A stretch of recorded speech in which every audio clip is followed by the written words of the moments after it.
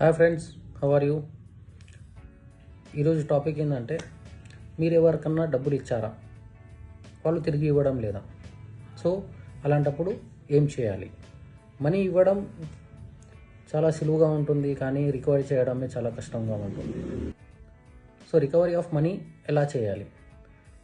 ఎవరైనా సరే ఆ డబ్బులు ఇచ్చేటప్పుడు ఏదన్నా ప్రామిసరీ నోటో, బాండో, లేకపోతే చెక్కు ద్వారానో, లేదంటే ఆన్లైన్ ద్వారానో ఇవ్వడం జరుగుతుంది. ఏ పర్సన్ అయితే డబ్బులు ఇవ్వాల్సి ఉంటుందో ఆ పర్సన్కి మీరు ఒక లీగల్ నోటీస్ అడ్వకేట్ ద్వారా పంపించాల్సి ఉంటుంది. ఆ లీగల్ నోటీస్లో మీరు మెన్షన్ చేయాలి కి ఫలానా టైంలో మీరు ఇలా డబ్బులు తీసుకున్నారు, సో యాజ్ పర్ మీ డ్యూ ప్రకారంగా అమౌంట్ తిరిగి ఇవ్వండి అని మీరు ఆ నోటీస్ ద్వారా క్లెయిమ్ చేయాల్సి ఉంటుంది. వాళ్ళు ఎలాగ రిప్లై ఇవ్వకపోతే మీరు సివిల్ సూట్ దాఖలు చేయాల్సి ఉంటుంది. దాన్ని మనీ రికవరీ సూట్ అని కూడా అంటారు. Money recovery suit order 37 CPC ప్రకారంగా కోర్టులో సివిల్ సూట్ ఫైల్ చేయాల్సి ఉంటుంది.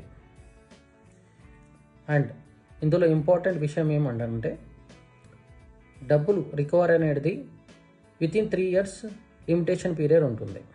ఆఫ్టర్ 3 years లిమిటేషన్ అనేది ఉండదు. సో దాని పరిగణనలో తీసుకొని మీరు ఆ సివిల్ సూట్ అనేది వితిన్ 3 yearsలో ఫైల్ చేయాల్సి ఉంటుంది.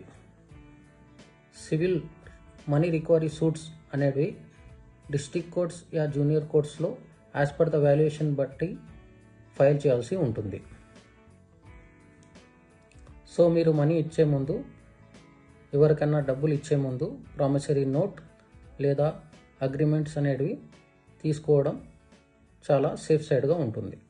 ఇలాంటి మరిన్ని లీగల్ ఇన్ఫర్మేషన్ కోసం నా ఛానల్ని లైక్, షేర్ అండ్ సబ్స్క్రైబ్.